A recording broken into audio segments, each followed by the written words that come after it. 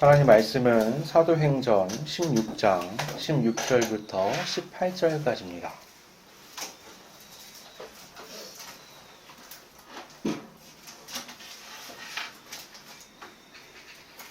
사도행전 16장 16절부터 18절까지입니다.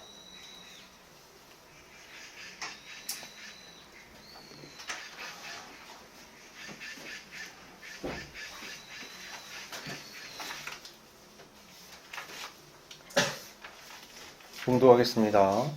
우리가 기도하는 곳에 가다가 점치는 귀신 들린 여종 하나를 만나니 점으로 그 주인들에게 큰 이익을 주는 자라. 그가 바울과 우리를 따라와 소리질러 이르되 이 사람들은 지극히 높은 하나님의 종으로서 구원의 길을 너희에게 전하는 자라 하며 이같이 여러 날을 하는지라. 바울이 심히 괴로워하여 돌이켜 그 귀신에게 이르되 예수 그리스도의 이름으로 내가 네게 명하노니 그에게서 나오라 하니 귀신이 즉시 나오니라. 아멘. 오늘부터 몇 주간 살펴볼 말씀에서는 이제 세상에 복음이 들어오게 되면 어떤 일이 일어나는가에 대한 것들을 하나씩 한번 살펴보려고 합니다. 오늘 본문을 보면 바울 일행을 따라다니며 소리 지르는 한 여자가 등장을 하죠. 여자는 누군가의 여종이었어요. 그리고 귀신이 들린 자였습니다. 귀신이 들렸으니까 귀신의 능력이 있는 거예요. 근데 그게 뭐였냐면 점치는 능력이었어요. 이 여자는 그 귀신의 능력으로 사람들에게 점을 쳐줬고 돈을 받았는데 여종이잖아요. 그러니까 돈은 다 주인에게로 돌아갔습니다. 한마디로 주인에게 있어서 이 여자는 아주 좋은 경제수단이에요. 아주 큰 돈을 가져다 줬거든요. 이 시대에 이 지역에서 점을 치는 건 아주 흔한 행위예요. 결혼할 때, 전쟁할 때, 개인적으로 또는 국가적으로 모든 대소사에 있어서 다 점을 쳤습니다. 그러니까 점을 친다는 건 아주 익숙한 문화의 하나인 거예요. 뭔가 선택을 할 때는 늘 점을 쳐왔던 겁니다. 그런데 이 여자는 그냥 점을 치는 게 아니라 귀신의 능력으로 점을 치잖아요. 얼마나 신통해요. 그러니까 이 여자가 이 지역에서 얼마나 많은 사람들의 신망을 갖고 또 경제적으로 많은 돈을 벌어왔을지 우리가 추측해 볼 수 있는 겁니다. 이 다음 주에 우리가 살펴보겠지만 이 여자가 바울이 귀신을 쫓아낸 다음에 그것 때문에 주인들이 바울 일행을 고발하거든요. 근데 그 고발할 때 수많은 사람들이 같이 일어나서 고발을 합니다. 그러니까 이 여자는 주인에게만 중요한 사람이 아니라 점을 치러 왔던 많은 사람들에게도 아주 중요한, 뭐라고 말할까요? 그 지역의 종교에 있어서 아주 핵심과도 같은 역할을 하는 여자였다라고 말할 수 있는 겁니다. 그런데 마치 강한 자기장을 만나면 나침반의 바늘이 제 역할을 못하면서 휙 돌아가는 것처럼 이 여자가 바울 일행을 발견하니까 거기만 쫓아다니는 거예요. 그러면서 큰 소리로 말합니다. 이 사람들은 지극히 높은 하나님의 종으로서 구원의 길을 너희에게 전하는 자라.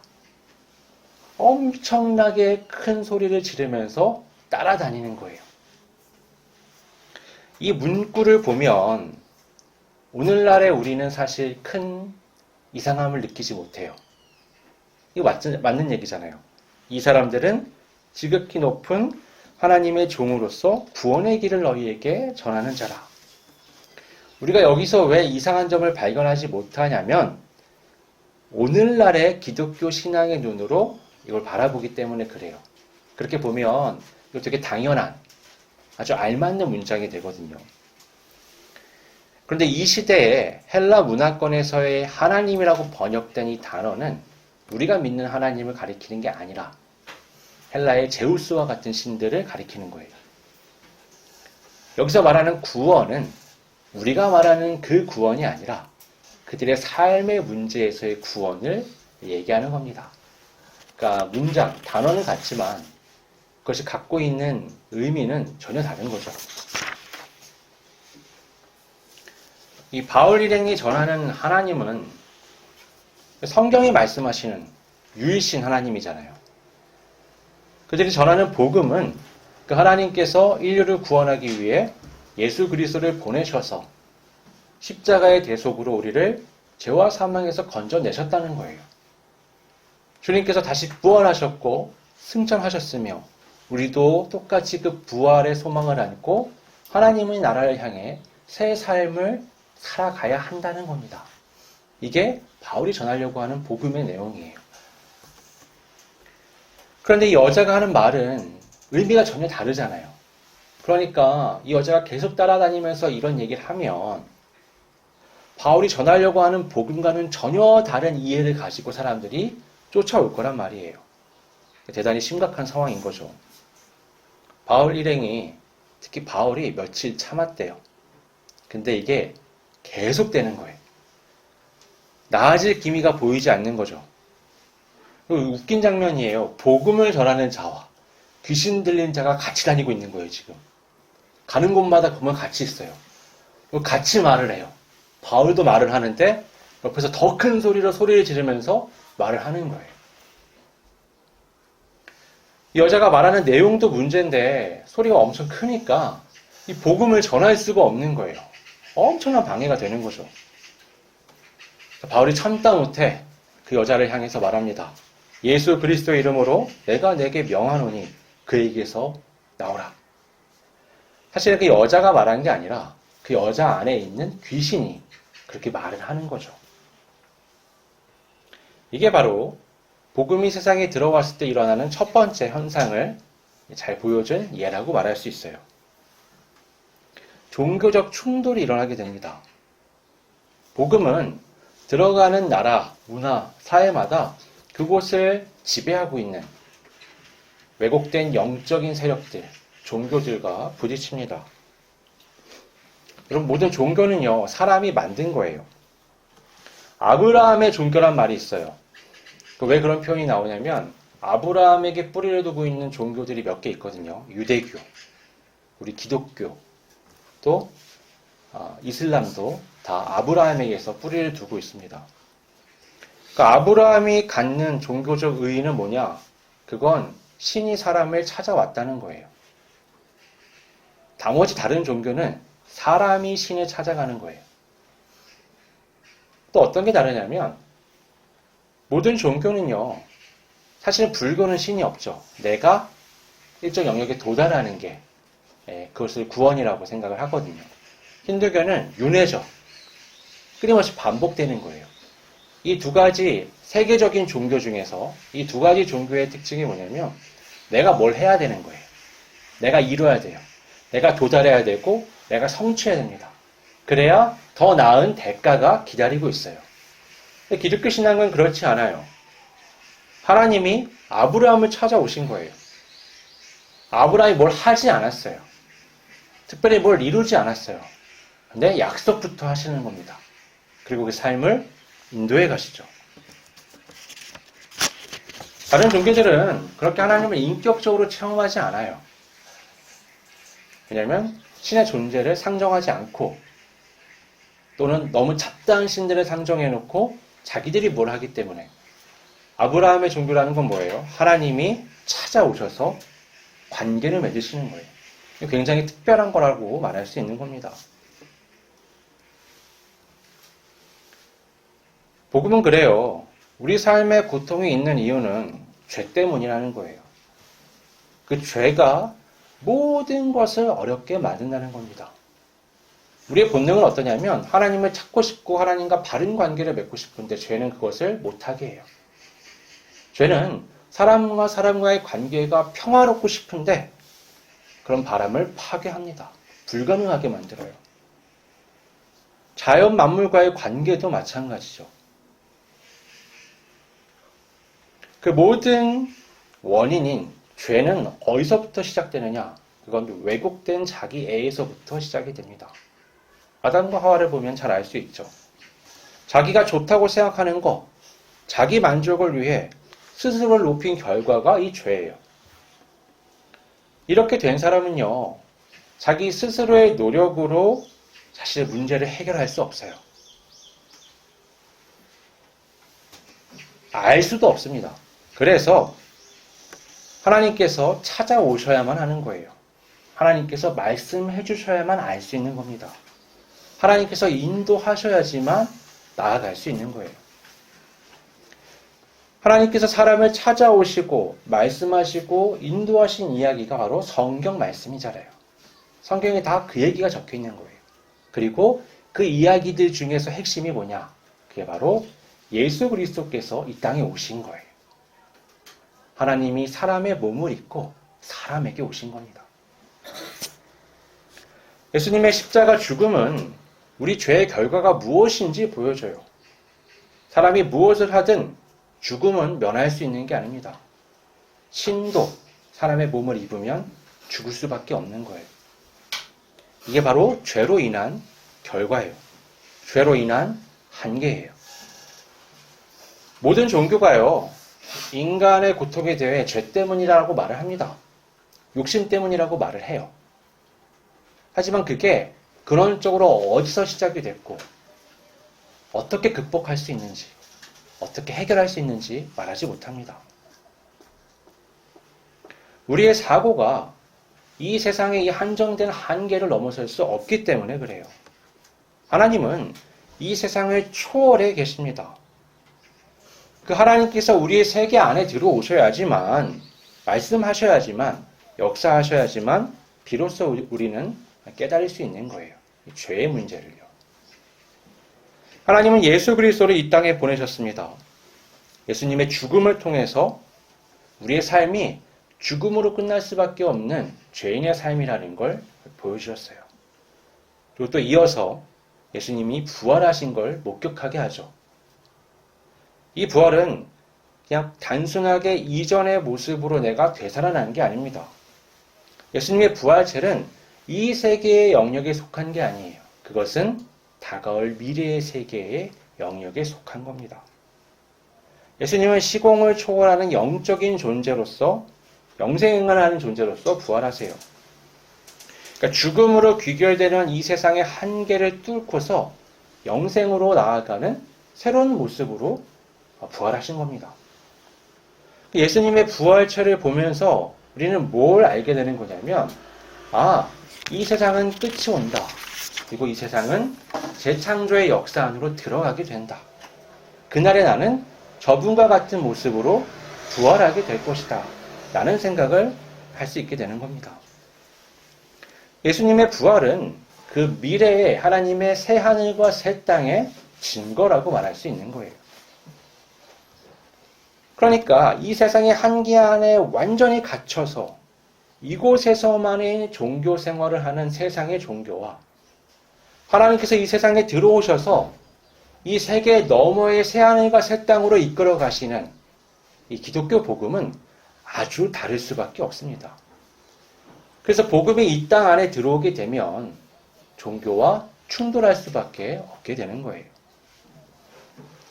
기독교 신앙이 하나님이 나를 찾으셔서 하나님의 세계로 인도하시는 거라면 세상의 종교는 내가 신을 만들어 놓고 이 세상 안에서 그것에 영향을 받으려고 의지하는 겁니다. 기독교 신앙은 이 세계가 아닌 그 나라에 초점이 맞춰져 있지만 세상의 종교는 오직 이 세계만 의미를 갖습니다. 여러분, 종교성이라는 건 사람 누구에게나 있는 거예요. 종교성은 하나님께서 사람을 창조하실 때 부여하신 아주 고유한 겁니다. 보이는 세계가 전부가 아니다라는 건, 그러니까 보이는 세계 너머를 인지하는 건 이 땅 가운데 있는 많은 생명 가운데 사람만이 갖는 독특한 능력이에요. 여러분, 오늘날 우리가 이뤄놓은 문명을 한번 잘 생각해 보세요. 모두 실체가 없는 것처럼 보이는 것들이 큰 가치를 가집니다. 국가는 굉장히 중요한 가치잖아요. 근데 국가가 물리적으로 딱 볼 수 있는 건가요? 아니죠. 돈이라는 개념은 매우 중요하죠. 종이가 돈인가요? 그렇지 않죠. 온라인 세계에 훨씬 많은 돈이 돌아다닌단 말이에요. 인권은 굉장히 중요한 건데 이거 만질 수 있는 게 아니에요. 사람의 관계도 행복도 사랑도 우리가 알고 있고 중요하다고 여기지만 그거 물리적으로 확인할 수 있는 게 아닙니다. 동물도 감정을 느끼긴 해요. 사람처럼 그걸 구분하고 분석하고 원리를 이해하고 의미를 부여하지 못합니다. 세상은 이런 사람의 능력을 상상력이라고 얘기해요. 근데 그건 성경적인 가르침과는 거리가 있는 겁니다. 왜 상상력이라고 말하냐면요. 그 기반에 무신론이 있기 때문에 그래요. 신이 없는데 내가 이 물리세계 너머에 정신적인 세계에 있는 것들을 이 땅 가운데 끌어와서 의미를 부여하고 거기에 더 많은 것을 두고 삶을 살아갈 수 있는 이유가 무엇인가? 상상력이라고 얘기하는 거예요. 그래서 현실을 넘어서는 모든 것을 이 상상력의 기반에서 나타난 거다라고 얘기해요. 신조차 말이죠. 여러분, 우주를 이해하려고 하면요, 상상력이 있어야 돼요. 가볼 수 없잖아요. 우리가 뭐 우주에 대해서 말하는 건 뭐예요? 그 망원경으로 들어온 빛의 정보를 가지고 그림으로 표현해서 분석해 보는 거잖아요. 여러 가지 광선들을 가지고서. 우주를 자세히 보다 보니까 문제가 생기는 거예요. 미세 조정이라는 게 있어요. 전자부터 시작해서 이 세상의 모든 것들이 아주 미세하게 값이 정해져 있는 것들이 있다는 거예요. 불변하는. 근데 그거를 자세히 보니 마치 사람이 이 우주에 있게 하기 위해서 누군가 아주 계획적으로 만들어 놓은 것처럼 보인다는 거예요. 이건 유실론자가 아니라 무실론자의 과학자들이 하는 얘기예요.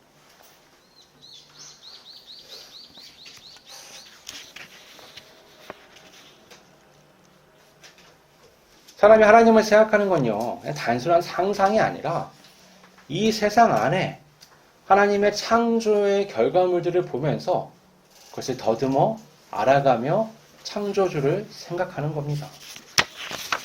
그래서 만물을 자세히 살펴보면 하나님이 계신다는 결론에 이를 수밖에 없어요.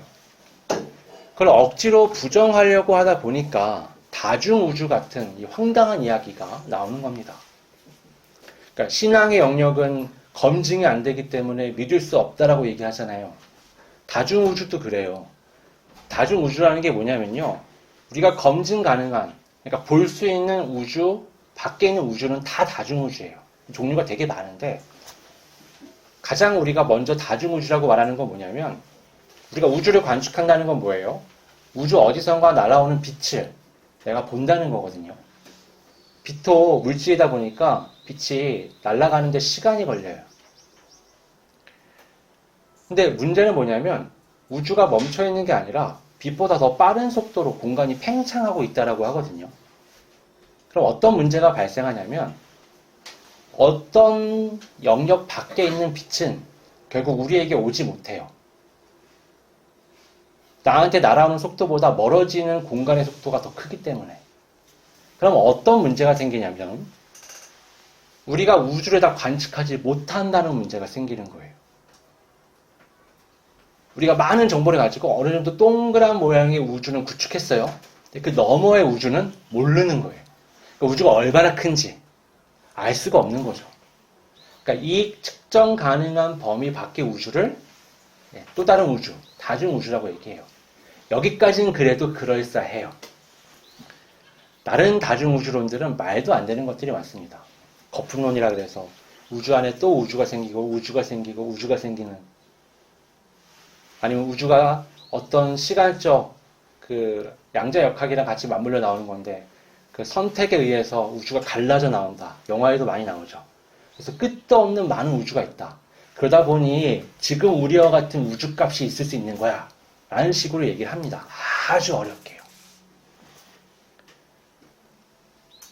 우리가 보이지 않는 세계에 대한 인식을 할 수 있는 이유는 그런 게 아니라 그러니까 영적인 존재로 지음받았기 때문에 그래요. 동물하고 다르게요. 하나님은 보이지 않지만 하나님의 창조 세계는 이 땅 가운데 다 보입니다.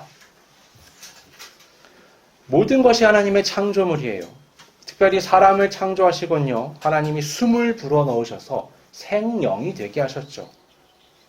그래서 이 세계 안에서 피조물로 살아가면서도 하나님과 같은 영적인 능력을 갖게 되는 겁니다. 그래서 보이는 세계와 보이지 않는 세계에 대한 이해를 다 갖고 있는 거예요. 근데 죄가 사람을 망가뜨리잖아요. 죄로 인해서 하나님과의 관계가 끊어져 버렸어요. 그래서 제대로 하나님을 찾을 수 없게 됐지만 하나님을 찾으려고 하는 본능은 남아있는 거예요. 그러니까 왜곡된 신앙세계로 들어가는 거죠. 마치 아이가 본능적으로 엄마의 젖을 찾는 것처럼 사람은 본능적으로 기댈 대상을 찾습니다. 하지만 하나님께 도달할 수 없고 왜곡된 거짓 신을 쫓게 되는 거죠. 그래서 악한 영들의 영향을 받는 거예요. 빌립보에서 바울 일행이 만난 이 여자는 그 지역 사람들의 그 왜곡된 신앙을 가장 잘 보여주는 상징과도 같은 존재인 겁니다.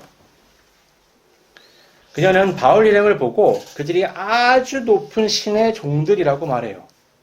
구원의 길을 사람들에게 알려준다고 말합니다. 그녀 안에 있는 귀신이 그런 말들을 하는 거죠. 재밌죠? 귀신도 하나님을 알아요. 귀신도 바울 일행이 뭘 하는지 압니다. 그러나 귀신은 하나님의 구원에 대해서는 몰라요. 하나님의 존재는 알지만 하나님의 섭리는 알지 못합니다. 그녀가 하는 말은 묘하게 비치기도 해요. 바울을 따라다니면서 그들을 인정하는 말을 하는 것처럼 보였잖아요. 그 사람들이 그들을 따라가게 만드는 거예요. 그 안에서, 그 지역에서 종교적으로 가장 중요한 여자였기 때문에 그녀가 바울 일행을 따라다니면 죄다 바울 일행을 따라다니는 겁니다. 주목받게 되는 거예요. 근데 오히려 복음의 전파에 있어서는 이건 큰 방해가 되죠. 앞서 말씀드린 것처럼 귀신 들린 여종은 점치는 사람이었잖아요. 사람들에게 사람들이 기대하는 신이 사람들이 기대하는 방식으로 구원을 가르쳐 줄 수 있게끔 하는 게 여자의 역할이었단 말이에요. 그 여자가 바울을 따라다니면서 소리를 질러대면 그 여자를 신뢰하고 쫓는 자들이 그 여자에게 가졌던 기대 또는 그보다 더 큰 기대를 가지고 이 바울 일행을 쫓아다니겠죠. 이건 바울이 복음을 전할 때 반드시 버려야 한다라고 말하는 거였단 말이에요. 그러니까 이걸 가진 채로 복음을 같이 들을 수 없는 거예요. 그러니까 같이 있을 수가 없는 겁니다. 복음은 둘 중 하나를 선택하라고 강요해요. 이 세상이냐, 하나님의 나라냐. 마태복음 13장을 보면 천국에 대한 비유들이 나오는데 그 중에 이런 게 나와요. 우리가 잘 아는 밭에 감추인 보화 얘기가 거기 나오죠. 어떤 사람이 밭에 감추인 보화를 발견하고는 전 재산을 팔아서 그 밭을 삽니다. 또 다른 사람은 아주 값진 진주를 발견하고는 자식이 전 재산을 팔아서 그 진주를 사요. 그 값진 보화와 값진 진주는 천국을 의미하는 거예요. 중요한 건 이거예요. 그거 가지려면 다 팔아야 돼요. 얼마 정도 팔면 살 수 있는 게 아니에요. 이거 살려면요. 다 팔아야 되는 거예요. 그러면 나는 두 가지를 놓고 저울질을 해야 돼요. 내가 갖고 있는 여태까지 누렸던 많은 것과 지금 처음 발견한 이것. 내 삶과 천국, 내 욕망과 하나님의 뜻, 나의 나라와 하나님의 나라를 딱 두고 비교한 다음에 하나를 선택해야 되는 거예요. 그 말은 뭐예요? 하나 버려야 된다는 얘기예요. 그걸 못하니까 부자 청년이 근심하면서 돌아갔던 거예요. 예수님은 복음은 강요합니다. 자, 어떤 거 선택할래? 마태복음 16장에서 예수님은 또 이렇게 말씀하셨어요. 누구든지 나를 따르려거든 자기를 부인하고 자기 십자가를 지고 나를 따를 것이니라. 이것도 뭐예요? 여기서 예수님을 따라가려면요. 내가 지금 있는 이 자리에서 나를 버리고 십자가를 지고 주님이 있는 곳까지 가야 돼요. 룰루랄라 꽃길을 걸어가며 하나님이 찬양을 들려주시고 막 값진 것들로 나를 치장시키시면서 왕의 길로 끌어가시는 게 아니고요. 여기서 저기까지 십자가의 길을 가야 된다고요. 그게 천국이에요. 이게 기독교 신앙의 원리입니다. 많은 사람들이 기독교 신앙을 오해하죠. 내가 가만히 있으면 하나님이 좋은 것들로 다 채워주시고 문제를 해결해 주시고 앞날을 예비해 주시고 그래서 어떻게 해요? 천국까지 나를 에스코트 해주시는 걸로. 아니요. 예수님은 이미 가장 중요한 일을 다 하셨어요. 나는 믿어야 되는데 믿음은 여기서 나를 버리고 저기로 가야 되는 행함을 동반합니다.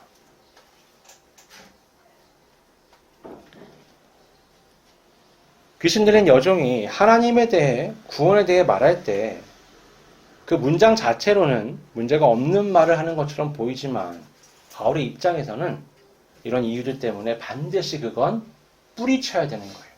같이 있을 수, 공존할 수 있는 게 아니에요. 나를 위한 신이라는 건 복음과 반대되는 개념인 겁니다. 오늘날 자칭 그리스도인이라고 말하는 많은 이들이 실상은 하나님이라고 부르지만 하나님이라고 이름 지은 우상을 숭배하는 경우가 많은 거예요. 구원을 갈망한다고 말하지만 하나님이 제시하시는 구원이 아닌 나의 구원을 바라는 경우가 많은 겁니다. 그들이 여인과 다를 바가 뭐가 있어요? 이 여인은 그래도요, 자기가 말한 게 아니라 귀신이 한 헛소리예요. 왜곡된 신앙인들은 자기 의지로 우상 숭배를 합니다. 이 여자는 바울의 명령을 통해서 귀신이 나갔잖아요. 그러면서 하나님의 구원을 경험했어요. 근데 자기 의지로 왜곡된 신앙으로 나아가는 사람들은 대체 무엇으로 바로 설 수 있을까요? 예수님이 밭에 감추인 보화와 또 값진 진주를 얻는 그 천국의 비유를 말씀하시면서 그 말씀 보면 바로 이어서 이런 말씀이 있어요. 또 천국은 마치 바다에 치고 각종 물고기를 모는 그물 같으니 그물에 가득함에 물가루 끌어내어 앉아서 좋은 것은 그릇에 담고 못된 것은 내 버리느니라. 세상 끝에도 이러하리라. 천사들이 와서 의인 중에서 악인을 걸러내어 풀무불에 던져 넣으리니 거기서 울며 이를 갈리라. 그냥 슬퍼하며 회개하는 게 아니고요. 이를 갈아요. 이 사람들은요. 하나님의 나라와 나의 나라, 하나님의 뜻과 나의 뜻, 이 선택의 과정에서 하나님의 것을 선택하지 않은 사람들이에요. 여러분, 어중간한 건 없습니다. 그런 건 없어요. 기독교 신앙은 둘 중 하나예요. 하나님의 나라냐, 내 나라냐. 하나님의 뜻이냐, 내 뜻이냐. 선택의 결과는 반드시 있다라는 게 예수님의 말씀인 거예요. 그날이 되면 구분할 거야. 그 말은 무슨 말이에요? 지금은 구분이 잘 안 돼. 그날이 되면 골라낼 거야. 알곡과 가라지를 구별할 거야.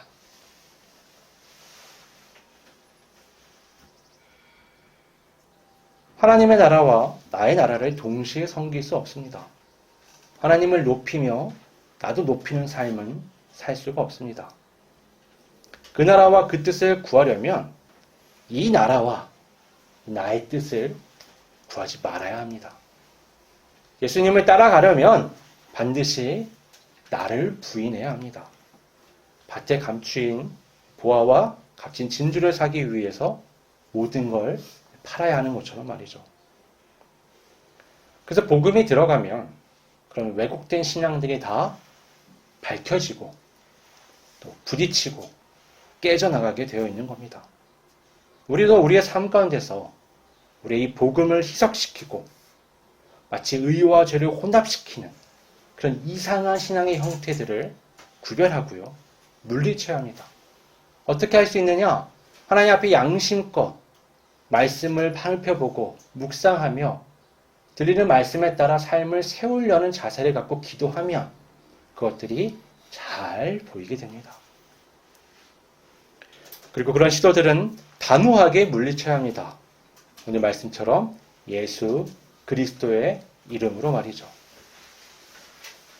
내 안에 내 나라와 내 뜻이 꿈틀거릴 때 오늘 말씀처럼 예수 그리스도의 이름으로 물리치며 구원의 길을 온전히 걸어가는 우리 모두가 되기를 바랍니다. 기도하겠습니다.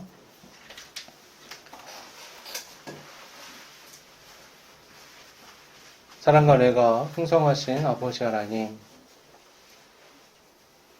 복음이 이 세상에 들어오면 저로 인해 망가진 우리의 종교와 부딪힐 수밖에 없음을 본문을 통해서 배웠습니다. 내 안에는 내가 바라는 신이, 내가 바라는 구원을 주길 원하지만 하나님은 하나님께서 바라시는 구원을 우리에게 주시려고 한다는 걸 또한 보았습니다. 두 가지는 공존할 수 없으며 반드시 하나를 선택해야만 하는 선택의 문제가 우리 앞에 있다는 것도 알았습니다. 아버지 하나님, 우리가 하나님이 기대하시는, 하나님이 구원하시는 바른 선택, 내 나라가 아닌 하나님의 나라를, 내 뜻이 아닌 하나님의 뜻을 바라며 천국인으로서 구원의 삶을 걸어갈 수 있도록 온전히 인도하여 주시옵소서. 거룩하신 예수님의 이름으로 기도드립니다. 아멘.